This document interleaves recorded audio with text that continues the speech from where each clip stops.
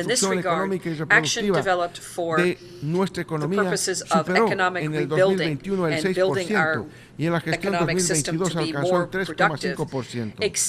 En el año 2022, nuestro Producto Interno Bruto nominal se incrementó de $40.703 millones en 2021 a $44.315 millones en 2022.